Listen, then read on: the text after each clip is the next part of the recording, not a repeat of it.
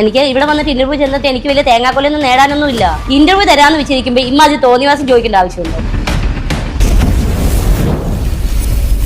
ഇന്ന് എന്റെ കൂടെ ഉള്ളത് സോഷ്യൽ മീഡിയയിൽ വളരെ വൈറലായിക്കൊണ്ടിരിക്കുന്ന ഒരു താരം കൂടിയാണ്. ആരാണാവോ അത്? നിങ്ങൾക്ക് എല്ലാവർക്കും അറിയാവുന്ന Nimisha Bijo. Welcome to show.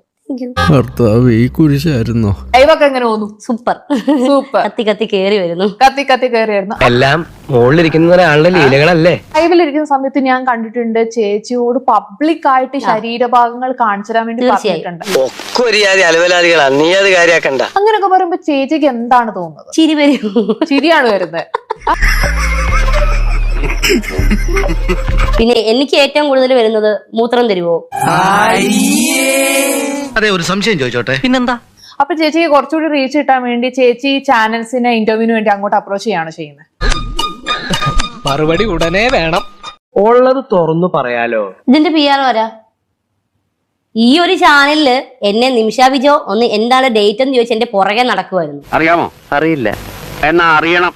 ആ ഒരു ഫ്രണ്ട്ഷിപ്പ് കൊണ്ടാണ് ഞാൻ ഇപ്പൊ ഇവിടെ വന്ന് ഇന്റർവ്യൂ ഇരിക്കുന്നത്. എനിക്ക് ഇവിടെ വന്നിട്ട് ഇന്റർവ്യൂ ചെന്നിട്ട് എനിക്ക് വലിയ തേങ്ങാക്കൊലൊന്നും നേടാനൊന്നുമില്ല. ചേട്ടാ ചൂടാവല്ലേട്ടാ ഇങ്ങനെ. എനിക്ക് മാത്രമല്ല, ഇപ്പൊ സോഷ്യൽ മീഡിയയിൽ അത്യാവശ്യം ഒരു 10 റീല് അല്ലെങ്കിൽ ഒരു 2 റീല് റീച്ച് ആയി കഴിയുമ്പോഴത്തേനും ഞങ്ങളുടെ ഇൻബോക്സ് ഇൻസ്റ്റാഗ്രാം നിറച്ച് ഒരു ഇന്റർവ്യൂ തരുമോ എന്ന് ചോദിക്കും. എന്നാ പറഞ്ഞു കഴിയുമ്പോഴത്തേനും എന്തായാലും നമ്മുടെ രീതിക്ക് നമ്മളൊരു പേയ്മെന്റ് പറഞ്ഞു കഴിയുമ്പോഴത്തേനും കൊണക്കിയോ അതൊന്ന് കൊണക്കിയോ. പിന്നെ അത് പറഞ്ഞ് മിക്കവാറും 500 രൂപ തന്നെ അത് പറഞ്ഞ് ഒപ്പിക്കും.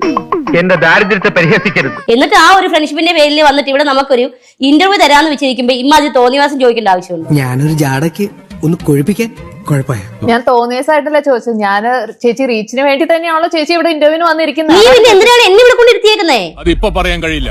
പറഞ്ഞ കണകുണ ചോദ്യങ്ങളും ചോദിക്കരുത്. നിന്റെ ചാനൽ പിന്നെ ചക്കപ്പുഴുക്കൊന്നുമല്ലല്ലോ കിട്ടുന്നത്. റീച്ചല്ല നിങ്ങളുടെ ചാനൽ ഇന്റർവ്യൂ ചെയ്താൽ കിട്ടുന്നത്. പിന്നെ നാണക്കെടുത്തി ഇത് എവിടെ ചെന്ന് പരിപാടി അവതരിപ്പിച്ചാലും എനിക്കൊരു മനസ്സമാധാനത്തിന് ഒറ്റ ചാനലിൽ എനിക്ക് ഇറങ്ങി പോകാൻ പറ്റത്തില്ല. എങ്ങനെ ഒന്ന് തലയൂരും എന്റെ കൃഷ്ണ? കൃത്യമായിട്ടൊന്നും പറയാതിരിക്കാം, കിടന്ന് ഉരുളുക, അതേ രക്ഷയുള്ളൂ. എല്ലാവർക്കും റീച്ച് വേണം എന്നല്ല, ലാസ്റ്റ് ചൊറിഞ്ഞ് നമ്മൾ അങ്ങേ അറ്റത്ത് കയറി പിടിക്കും. എണ്ണല്ലേന്ന് വിചാരിച്ചിട്ടാ, അല്ലെങ്കിൽ ഒരെണ്ണം കിട്ടുന്നുണ്ടല്ലോ. സോറി, ഞാൻ അങ്ങനെ ഉദ്ദേശിച്ച് ചോദിച്ചു. എന്നിട്ട് എല്ലാം പറഞ്ഞു കഴിയുമ്പോ ഒരു സോറിയും ഉണ്ട്. സാറി കുറെ ഇംഗ്ലീഷ് വാക്കുകൾ എടുത്ത് അണ്ണാക്കിൽ വെച്ചിട്ട് തോന്നുമ്പോ തുപ്പ്. ഞാൻ ഒറ്റ ചാനൽ ഇന്റർവ്യൂ ഞാൻ കൊടുക്കുന്നില്ല. ഞാൻ മടുത്ത്. ഞാൻ ചേച്ചി എന്നെ ഇവിടെ ഇന്റർവ്യൂവിൽ വിളിച്ച ആ ഒരു വേട്ട പറയുന്നത് ഞാൻ വിളിച്ചേ അങ്ങോട്ട്.